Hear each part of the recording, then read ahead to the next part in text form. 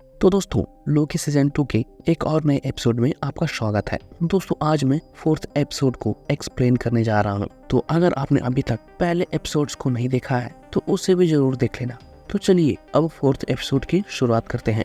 Hello दोस्तों, कैसे हो आप सब? दोस्तों, मैं हूँ आपका होस्ट एंड दोस्त राजी। 4th एपिसोड की शुरुआत समय के अंत से होती है, जहाँ टाइमलाइन से निकली हुई सारे ब्रांचेस पूरी की पूरी फैल चुकी होती है। साथ ही वहीं पर मिस मिनट और रावोना को देखते हैं, जो रावोना को बताती है ही हू रिमेन्स हमेशा से अकेले नहीं थे, उसके साथ रावोना भी काम करती थी। और फिर मिस मिनट रावोना को एक क्लिप दिखाती है जिसमें ही हू रिमेन्स रावोना की तारीफ कर रहे थे, क्योंकि जंग में रावोना ने ही हू रिमेन्स का बहुत ही साथ दिया था। दोस्तों, आपको बता दूं, रावोना और ही हू रिमेन्स जो बातें कर रहे थे, इसी बात को लोकी ने भी पहले एपिसोड में एक रिकॉर्डिंग में सुना था, जब वो समय में इधर उधर खींच रहा था। आगे रावोना ही हू रिमेन्स से बात करने के बाद जब वो टीवी वापस चली जाती है तो ही हू रिमेन्स वहाँ पर मिस मिनट को बुलाकर प्रोटोकॉल 42 शुरू करने बोलते हैं, जिसमें मिस मिनट को टीवी में काम करने वाले सारे लोगों की मेमोरीज को मिटाना था। ये देखकर तो सच में रावोना को गुस्सा आ जाता है, क्योंकि रावोना पूरे आर्मी की कमांडर थी। इसलिए ही हू रिमेन्स उसी के लोगों से जंग लड़वाते और खुद सिंहासन पर बैठे रहते। ऊपर से काम खत्म होने के बाद सारे मेमोरीज को मिटा दिए थे वो अलग। इसलिए अब मिस मिनट रावोना को ही हू रिमेन्स के बिना ही काम करने बोलती है, क्योंकि सारे काम तो मिस मिनट और रावोना कर ही लेते थे, तो उन्हें ही हू रिमेन्स की जरूरत भी नहीं थी। इधर टीवी में विक्टर टाइमली जैसे ही आता है, वो पूरे टीवी को घूर घूर कर निहारना शुरू कर देता है। तभी वहाँ पर B-15, मोबियस और लोकी पहुँच जाते हैं। तो ये देखकर टाइमली भी घबराने लगता है और उन्हें दूर ही रहने बोलता है। पर मोबियस टाइमली को विश्वास दिलाता है वे लोग टाइमली को कुछ नहीं करेंगे, बस वे लोग टाइमली को अपने साथ ले जाने आए हैं ताकि जल्दी से जल्दी लूम को तबाह होने से बचाया जा सके। तभी वहाँ पर सिल्वी भी आ जाती है। ये देखकर तो टाइमली और भी डर जाता है और जाने से मना करने लगता है, लेकिन फिर वहाँ पर लाइट्स ब्लिंक होने लगती है और लूम की आवाज आने लगती है। इसलिए लोकी समझाता है ये उसकी ही लूम की आवाज है, जिसे सिर्फ वही फिक्स कर सकता है। ये सुनकर टाइमली भी साथ चलने के लिए रेडी हो जाता है, पर जाते वक्त टाइमली को यकीन नहीं हो रहा था कि ये सब उसी ने बनाया है या फिर बनाने वाला है। इसके बाद लोकी टाइमली को ओबी और कैसी के पास लाता है। वही टाइमली ओबी को देखकर बहुत ही सरप्राइज हो जाता है और पूछता है क्या उसी ने टीवीए की गाइड बुक लिखी है। तो ओबी भी बोलता है लिखा तो उसी ने है, पर उसने जो भी सीखा है वो विक्टर टाइमली नाम के 19th सेंचुरी के एक साइंटिस्ट से सीखा था। इसके बाद ओबी जैसे ही टाइमली से उसका नाम पूछता है तो पता चलता है वही विक्टर टाइमली है। इसलिए अब दोनों ही एक दूसरे का ऑटोग्राफ लेने लगते हैं, क्योंकि दोनों ही एक दूसरे के काम से बहुत ही इंस्पायर्ड थे। पर उन्हें समझ नहीं आ रहा था दोनों में से पहले कौन आया था। यहाँ पर ठीक वही बात हो गई, स्नैक ईटिंग ऑन टेल। दोनों अपने बारे में बात कर ही रहे थे, तभी बीच में रोक कर सिल्वी उन्हें टीवीए की प्रॉब्लम पर ध्यान देने बोलती है। ये सुनकर ओबी भी सभी को अपना प्लान बताता है, जिसके लिए उसने लूम का ही एक मॉडल भी तैयार किया था। प्लान था उन सभी लोगों में से किसी एक को थ्रूपुट मल्टीप्लायर को ले जाकर लॉन्चर में लोड करना और ग्रीन बटन को दबाना था। साथ ही उसे लूम की तरफ लॉन्च करना था, जिससे ये होगा कि पावर जाकर लूम की क्षमता बढ़ा देगा, ताकि लूम एक्स्ट्रा शाखाओं का भी भार उठा सके। क्योंकि अभी के लूम के जो रिंग्स थे वो चौड़े नहीं थे, इसलिए उनका काम था किसी तरह से रिंग्स को बड़ा करना, ताकि ज्यादा से ज्यादा ब्रांचेस रिंग के अंदर समा सके। पर अभी भी एक बड़ी प्रॉब्लम ये थी कि लूम के बाहर पूरे जगह पर बहुत ही ज्यादा रेडिएशन फैल चुकी थी, उस वक्त से भी ज्यादा जिस वक्त मोबियस अंदर गया था। तो वहाँ जो भी चाहता उसे जल्दी से काम खत्म कर वापस आना था। पर इस बार वहाँ तक कौन जाएगा, इस पर बहस होने लगती है, क्योंकि एक बार तो मोबियस जा चुका था। तो अब मोबियस लोकी को जाने बोलता है, पर लोकी जाने से मना कर देता है। बाद में ओबी एक और प्रॉब्लम बताता है कि उसका बनाया हुआ थ्रूपुट मल्टीप्लायर सही से वर्क नहीं कर रहा था, क्योंकि अभी उसमें से निकलने वाली वेव्स की स्पीड बहुत ही ज्यादा थी। ये सुनकर टाइमली अपने की के बारे में सभी को बताता है, जिसे टाइमली ने तब बनाया था जब उसके लोग के साथ भी यही प्रॉब्लम हो रही थी। पर टाइमली का बनाया हुआ वो मशीन एक प्रोटोटाइप थी, इसलिए अब मोबियस और टाइमली मिलकर उसे बनाने में लग जाते हैं। इसलिए मोबियस सिल्वी और लोकी दोनों को वहीं छोड़कर बाहर चले आते हैं। बाहर आकर मोबियस लोकी और सिल्वी को पाई खाने के लिए बोलता है, जिसे सुनकर तो सिल्वी गुस्सा होने लगती है, क्योंकि अभी टीवी में बहुत ही बड़ी प्रॉब्लम चल रही थी और मोबियस सारा टेंशन दोनों पर डालकर पाई एंजॉय करने की सोच रहा था। इसके बाद सिल्वी मोबियस को बोलने लगती है कि ये जानने के बावजूद कि मोबियस एक वेरिएंट है, उसने अपने बारे में कभी भी जानने की कोशिश नहीं की, क्योंकि उसके लिए तो ये सब ऑफिस की एक प्रॉब्लम थी और टाइमलाइन मॉनिटर की सिर्फ लाइंस थी। किसी के गायब होने से मोबियस को कोई फर्क नहीं पड़ता कि उनमें से कोई अपना भी हो सकता है। ये सब बातें बोलकर सिल्वी वहाँ से चली जाती है, तो लोकी भी मोबियस से बिना कुछ बोले वहाँ से चला जाता है। वहीं दूसरी तरफ जज गैम्बल को भी B-15 से पता चलता है जनरल डॉक्स अभी जिंदा है और कुछ लोगों के साथ TVA के कैद में है। तो B-15 जज गैम्बल से पूछती है उनके साथ क्या करना चाहिए, तो जज गैम्बल भी बताते हैं जनरल डॉक्स का एक ही मकसद था, किसी भी तरह से TVA को बचाना। तो इसी बात को ध्यान में रखकर जज गैम्बल B-15 से डॉक्स को यकीन दिलाने बोलती है कि TVA का नया रूप भी बचाने के लायक है, क्योंकि पहले तो जो भी कसूरवार होते थे उसे सीधा मिटा दिया जाता था, पर अब ऐसा नहीं था। लेकिन अभी भी B-15 को लग रहा था डॉक्स चेंज नहीं होंगे। तो जज गैम्बल भी B-15 को हार नहीं मानने बोलती, क्योंकि B-15 के बातों से ही तो जज कैम्बल भी चेंज हो गई थी। इधर टीवी के जेल में X5 सभी को मिलकर उसका साथ देने बोलता है, ताकि जल्दी से जल्दी सभी कैद से आजाद हो सके और अपनी अपनी जिंदगी अपने हिसाब से जी सके। पर ऐसा करने से डॉक्स बिल्कुल ही मना कर देती है। लेकिन तभी वहाँ पर B-15 भी आती है और डॉक्स और उसके सारे मिनटमैन को साथ देने बोलती है, ताकि B-15 सभी से लड़ सके, चाहे वो राबोना हो या कोई और, क्योंकि B-15 को पता था डॉक्स TVA की परवाह करती है, इसलिए तो B-15 यहाँ पर आई थी। पर ये सब बातें सुनकर अभी भी डॉक्स को B-15 पर भरोसा नहीं होता। तो B-15 भी यकीन दिलाती है जितना उन्हें TVA की परवाह है, B-15 को भी उतना ही TVA की परवाह है। ये बोलकर अब B-15 वहाँ से चली जाती है, ताकि वे लोग इसके बारे में सोच सके। वहीं दूसरी तरफ सिल्वी भी गुस्से में आकर अनजाने में TVA के किचन में पहुंच जाती है।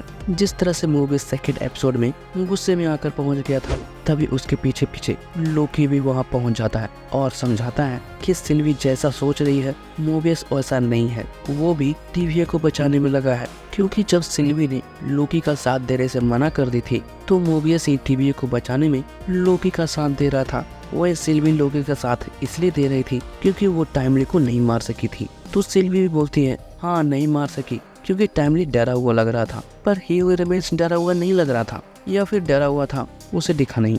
तो लोकी भी बोलता है कि उसने टाइमली को छोड़कर बहुत ही अच्छा काम किया है, अब उसकी वजह से TVA और टाइमलाइन दोनों ही सुरक्षित बच जाएंगे। पर सिल्वी को अब भी डर था, क्योंकि बहुत सारी ब्रांचेज मिटाने की वजह भी TVA ही थी। इसलिए सिल्वी का कहना था कैसे मान ले कि TVA अब बदल चुका है, कैसे मान ले कि टाइमली के TVA को बचाने के बाद TVA फिर से अच्छा काम करेगा, वहीं ये कैसे मान ले कि टाइमली हीरो रिमेंस या उससे भी बुरा कोई नहीं बन जाएगा। तो लोक भी बोलता है सब कुछ ठीक होने के बाद वो टाइमली को वापस घर भेज देगा और उस पर नजर रखेगा, उसकी रक्षा करेगा, क्योंकि लोकी लोगों को ऐसी आज़ादी देकर नहीं छोड़ सकता था, वरना इसका नतीजा कुछ भी हो सकता था। तो सिल्वी बोलती है तो अब वे लोग खुद को गॉड समझेंगे, जिस पर लोकी भी बोलता है वे लोग गॉड हैं, और फिर लोकी वहाँ से चला जाता है। आगे अब जेल में दिखाया जाता है जब X5 और डॉक्स बात कर रहे थे, तभी वहाँ पर रावोना भी आ जाती है और वहाँ आकर रावोना डॉक्स को उसका साथ देने बोलती है, ताकि सभी मिलकर दोनों वेरिएंट्स का मुकाबला कर सकें। पर ऐसा करने से डॉक्स मना कर देती है। उसका कहना था वो मरना पसंद करेगी, पर वो रावोना का साथ कभी नहीं देंगी। तो रावोना भी सभी को बोलती है जो भी उसका साथ देगा तो बदले में रावोना उसे टाइमलाइन पर अपनी जिंदगी वापस देगी।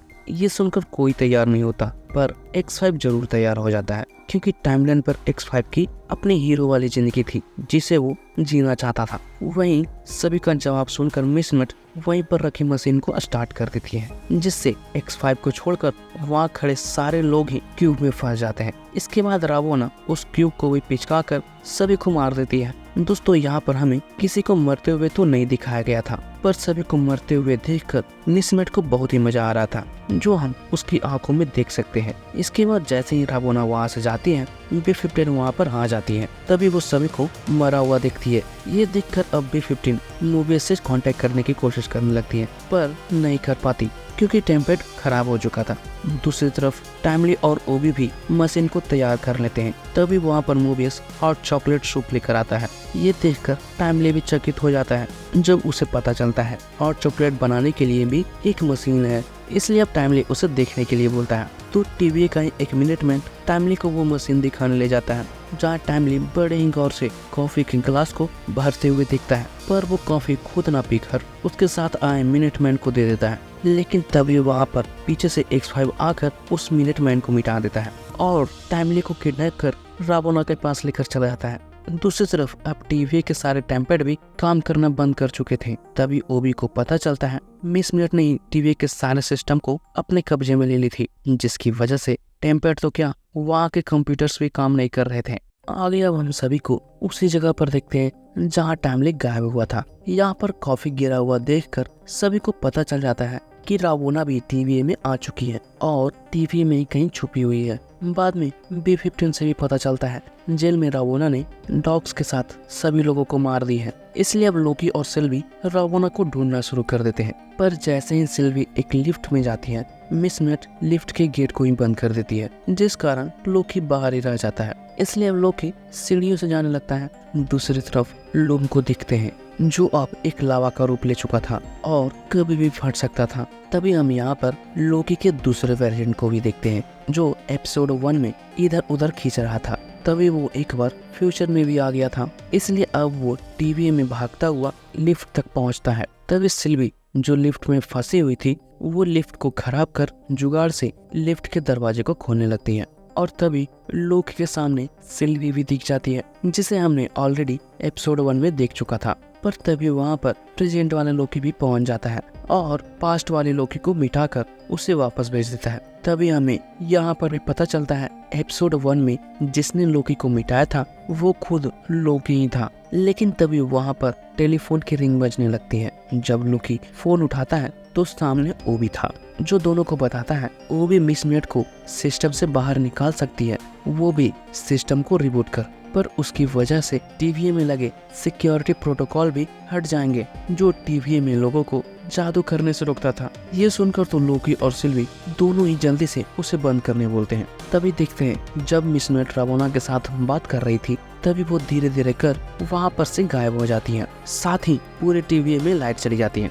ये देखकर जब X5 बाहर आता है तभी सिल्वी भी पीछे से आकर उसे वश में कर लेती है। इसके बाद पूरे टीवी में लाइट्स भी आ जाती है। बाद में X5 भी वापस से रावोना के पास आकर उसे मिटा देता है, जिसके बाद लोकी और सिल्वी भी जल्दी से टाइमली को वहाँ से ले जाकर ओबी के पास लाते हैं, क्योंकि ओबी टाइमली के ऑरा के बिना ब्लास्ट डोर को नहीं खोल सकता था। इसके बाद ओबी टाइमली का सर एक मशीन में डालकर उसे स्कैन भी कर लेता है, जिससे फाइनली जाकर लूम का गेट भी ओपन हो जाता है। तभी देखते हैं लूम की हालत बहुत ही खराब हो चुकी है, इसलिए अब लोकी खुद ही वहाँ जाने के लिए तैयार हो जाता है। पर इस बार टाइमली लोकी को रोक देता है और खुद वहाँ जाने का डिसाइड करता है, क्योंकि उसे पता था मल्टीप्लायर कैसे काम करता है, तो टाइमली उसे अच्छे से कर सकता था। इसलिए वो भी टाइमली को ही सूट पहनकर जाने बोलता है। तो अब टाइमली भी सूट पहनकर जाने के लिए रेडी हो जाता है। टाइमली के रेडी होते ही ओबी भी ब्लास्ट डोर ओपन कर देता है।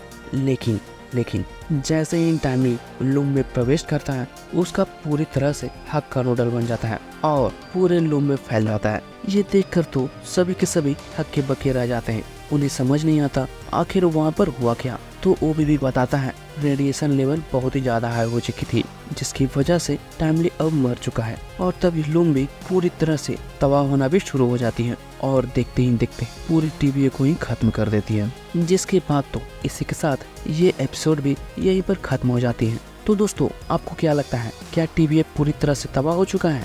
क्या टीवी के सारे लोग मारे गए हैं? वही अब टाइमली का क्या हुआ, क्या वो भी मारा गया है? दोस्तों इस एपिसोड के साथ हमारे मन में बहुत सारे सवाल भी छोड़ गए हैं। दोस्तों अब आगे क्या होता है ये देखेंगे हम अगले एपिसोड में। तो अगर आप मेरे चैनल पर नए हो तो उसे भी जरूर सब्सक्राइब कर देना, ताकि आगे के एपिसोड्स आपसे मिस ना हो। मिलते हैं नए एपिसोड के साथ। जय हिंद।